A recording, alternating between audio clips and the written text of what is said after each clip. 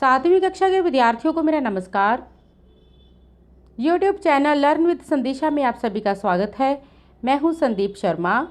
आज हम विभाग द्वारा निर्धारित पाठ्यक्रम योजना पर आधारित पाठ 11 धीरा की होशियारी के अभ्यास के प्रश्न उत्तर करेंगे।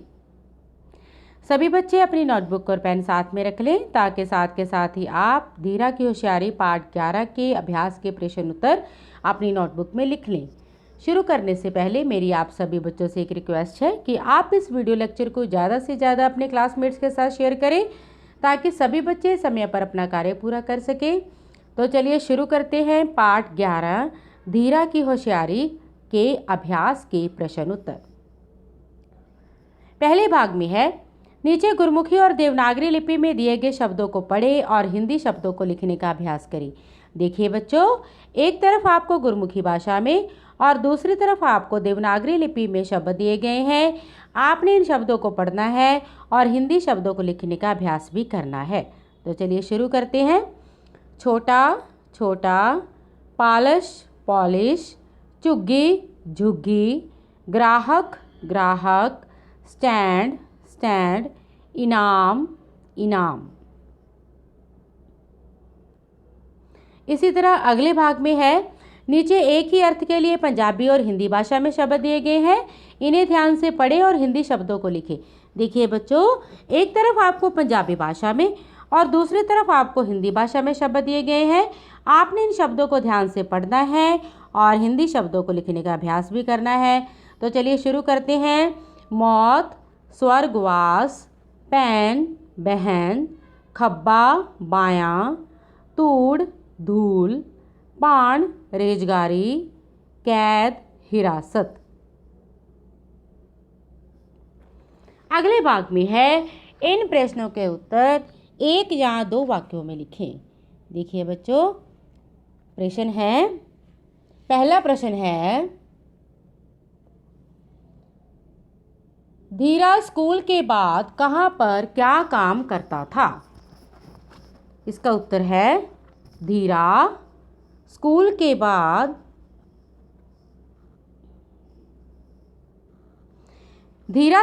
बाद एक सिनेमा हॉल के निकट बैठकर बूट पॉलिश करने का काम करता था। अगला प्रश्न है, उसने राहगीर से क्या सुना? इसका उत्तर है, उसने राहगीर से सुना कि एक चोर जौहरी की दुकान से सोने का एक कंठा चुराकर भाग गया है। अगला प्रश्न है, ग्राहक की वेशभूषा कैसी थी? इसका उत्तर है, ग्राहक ने पतलून कमीज पहनी हुई थी और लाल टाई बांध रखी थी। वह देखने में एक अमीर आदमी लगता था। अगला प्रश्न है, कौन से पैर के जूते में से उसे कुछ बाहर निकलता हुआ दिखाई दिया?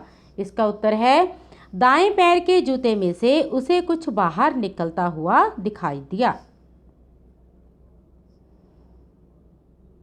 अगला प्रश्न है, धीरा ने उसके जूते के फीते कैसे बांधे? इसका उत्तर है, जब वह आदमी उसे देने के लिए बटुए में से रेजगारी निकालने लगा तो धीरा ने चुपचाप उसके दोनों जूते के फीते बांध दिए। अगला प्रश्न है, चोर कौन था? इसका उत्तर है, जूते पॉलिश करवाने वाला व्यक्ति ही चोर था। अगला प्रश्न है, धीरा को किस किसने इनाम दिया? इसका उत्तर है, धीरा को पुलिस एवं जौहरी दोनों ने इनाम दिया। उसके स्कूल ने भी उसकी होशियारी पर उसे एक पदक प्रदान किया। अगले भाग में है, इन प्रश्नों के उत्तर 4 या 5 वाक्यों में लिखें। देखिए बच्चों, प्रश्न है, धीरा ने चोर को कैसे पकड़वाया? इसका उत्तर है, जब धीरा अपने ग्राहक के जूते पॉलिश कर रहा था तब उसे उसके दाएं जूते में से कुछ बाहर निकलता दिखाई दिया। धीरा सोचने लगा और उसने सिर झुकाकर फिर अच्छी तरह से देखा। उसे समझ आ गया कि ये वही आदमी है जिसने जौहरी की दुकान से चोरी की है। जब ग्राहक धीरा को पैसे देने के लिए बटुए से पैसे निकालने लगा तो धीरा ने उसके दोनों जूतों के फीतों को आपस में बांध दिया और स्वयं सिपाहियों को लेने चला गया। जैसे ही वह आदमी भागने लगा तो गिर गया। जब तक वह उठने की कोशिश करता, धीरा सिपाहियों को लेकर आ गया और चोर को पकड़वा दिया। हाँ जी, इसका उत्तर हम एक बार फिर से देखेंगे। धीरा ने चोर को कैसे पकड़वाया? प्रश्न है, इसका उत्तर है, जब धीरा अपने ग्राहक के जूते पॉलिश कर रहा था, तब उसे उसके दाएं जूते में से कुछ बाहर निकलता दिखाई दिया। धीरा सोचने लगा और उसने सिर झुकाकर फिर अच्छी तरह से देखा। उसे समझ में आ गया कि ये वही आदमी है जिसने जौहरी के दुकान से चोरी की है। जब ग्राहक धीरा को पैसे देने के लिए बटुए से पैसे निकालने लगा, तो धीरा ने उसके दोनों जूतों के फीतों को आपस में बांध दिया और स्वयं सिपाहियों को लेने चला गया। जैसे ही वह आदमी भागने लगा तो गिर गया। जब तक वह उठने की कोशिश करता, धीरा सिपाहियों को लेकर आ गया और चोर को पकड़वा दिया। अगला प्रश्न है, धीरा एक मेहनती लड़का था, कहानी के आधार पर लिखें। इसका उत्तर है, धीरा एक मेहनती लड़का था। वह छोटा सा था जब उसके पिताजी का देहांत हो गया था। वह अपनी माँ एवं बहन के साथ एक झुग्गी में रहता है। सुबह जब स्कूल पढ़ने जाया करता था और स्कूल बंद होने के बाद वह पैसे कमाने के लिए एक सिनेमा हॉल के निकट बैठकर जूते पॉलिश करने का काम करता था। हाँ जी बच्चों, इसका प्रश्न हम एक बार फिर से देखेंगे। धीरा एक मेहनती लड़का था, कहानी के आधार पर लिखें।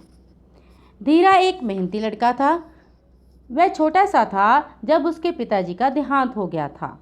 वह अपनी माँ एवं बहन के साथ एक झुग्गी में रहता है। सुबह जब वह स्कूल पढ़ने जाया करता था और स्कूल बंद होने के बाद वह पैसे कमाने के लिए एक सिनेमा हॉल के निकट बैठकर जूते पॉलिश करने का काम करता था। अगले भाग में है, इन शब्दों या मुहावरों के अर्थ लिखकर वाक्य बनाएं। हाँ जी, पहला शब्द है गुनगुनाना। इसका अर्थ होता है धीमे से कोई गीत गाना। वाक्य प्रयोग है, धीरा गुनगुनाता हुआ जा रहा था। मुहावरा है मिजाज गर्म होना। इसका अर्थ होता है गुस्सा आना। इसका वाक्य प्रयोग है, देरी होने की वजह से ग्राहक का मिजाज गर्म हो गया। मुहावरा है मुंह के बल गिरना। इसका अर्थ है बहुत बड़ा धोखा खाना। वाक्य प्रयोग है, चोरी में अपना सब कुछ लुटा हुआ देखकर वह मुंह के बल गिर पड़ा। इसी तरह अगले भाग में है, पर्यायवाची शब्द लिखें। स्वर्गवास के पर्यायवाची शब्द हैं देहांत, मृत्यु। आदमी शब्द के पर्यायवाची शब्द हैं मानव, मनुष्य। राहगीर शब्द के पर्यायवाची शब्द हैं पथिक या मुसाफिर। हिरासत के पर्यायवाची हैं हवालात, नज़रबंदी। ये थे पर्यायवाची शब्द। इसे आप समानार्थक शब्द भी कह सकते हैं। अगले भाग में है विपरीत अर्थ वाले शब्द लिखें। गर्मी का विपरीत है सर्दी। छाया शब्द का विपरीत है धूप। अमीर का विपरीत है गरीब। दायां का विपरीत शब्द है बायां। नकली का विपरीत है असली और इनाम का विपरीत शब्द है सजा। इसी तरह आगे है बहुवचन रूप लिखें। सिपाही का बहुवचन रूप है सिपाही। आदमी का बहुवचन रूप है आदमी। झुग्गी का बहुवचन रूप है झुग्गियाँ। चोरी का बहुवचन रूप है चोरियाँ। जौहरी का बहुवचन रूप है जौहरी और घड़ी का बहुवचन रूप है घड़ियाँ। अगले भाग में है अंतर समझें और वाक्यों में प्रयोग करें। देखिए बच्चों, एक ही शब्द है जिसके अलग अलग अर्थ हैं और उन्हीं के अनुसार हमने उस शब्द को वाक्य में प्रयोग करना है। जैसे पहला शब्द है धुन। धुन का एक अर्थ होता है गीत की लय। इसका वाक्य प्रयोग है, धीरा अपनी ही धुन में गुनगुनाता जा रहा था। इसी तरह धुन का एक और अर्थ है निश्चय या दृढ़। इसका वाक्य प्रयोग है राजेश ने विदेश जाने की धुन लगाई हुई है। अगला शब्द है सोना। इसका एक अर्थ होता है एक धातु जिसके गहने बनाए जाते हैं। इसी का वाक्य प्रयोग है चोर ने सोने का कंठा चुरा लिया। सोना का दूसरा अर्थ होता है सोने की क्रिया या नींद में लेटकर सो जाना। इसका वाक्य प्रयोग है राहगीर थकावट के कारण वृक्ष की छाया के नीचे सो गया। अगला शब्द है ध्यान। ध्यान का एक अर्थ होता है तल्लीन होकर काम करना। इसका वाक्य प्रयोग है हमें प्रत्येक काम ध्यान से करना चाहिए। ध्यान का दूसरा प्रयोग है परमात्मा की ओर मन लगाना। इसका वाक्य प्रयोग है गुरुजी ध्यान लगाए बैठे थे। अगले भाग में है धीरा ने अपनी होशियारी से चोर को पकड़वाया। मान लो आप अपनी बहन या माँ के साथ बाजार जा रहे हैं। किसी ने आपकी बहन या माँ का पर्स छीन लिया। ऐसी स्थिति में आप क्या करेंगे? इसका उत्तर है यदि कोई हमारी बहन या माँ का पर्स छीनता है तो सबसे पहले हम उसे पकड़ने की कोशिश करेंगे और पुलिस को सूचना देंगे ताकि वे चोर को पकड़ने में हमारी सहायता कर सके। इसी तरह अगले भाग में है वाक्यों में क्रिया अकर्मक है अथवा सकर्मक लिखिए। कुछ वाक्य दिए गए हैं, इनमें जिस क्रिया का प्रयोग हुआ है हमने बताना है कि वो अकर्मक है या सकर्मक।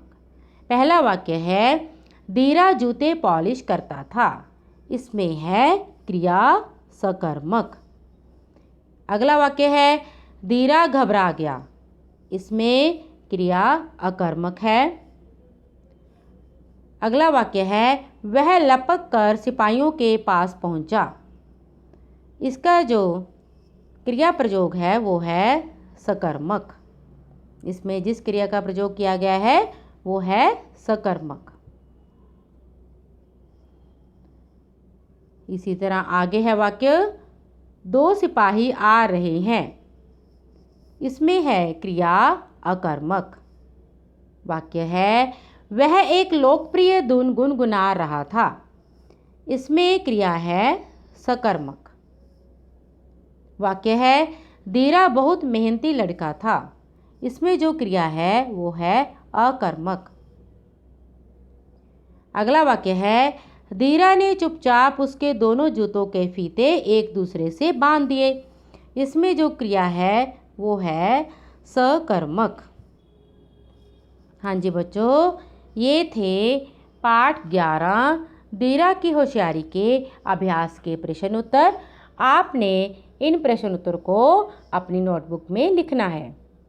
ऐसे और वीडियो लेक्चर पाने के लिए आप मेरा चैनल सब्सक्राइब करें, वीडियो को लाइक करें और ज़्यादा से ज़्यादा अपने क्लासमेट्स के साथ शेयर करें ताकि सभी बच्चे समय पर अपना कार्य पूरा कर सकें। अगर आप इस वीडियो लेक्चर की PDF चाहते हैं तो आप मेरा टेलीग्राम चैनल ज्वाइन करें जिसका लिंक इस वीडियो लेक्चर की डिस्क्रिप्शन में है। तो समय पर अपना कार्य करते रहिए। धन्यवाद।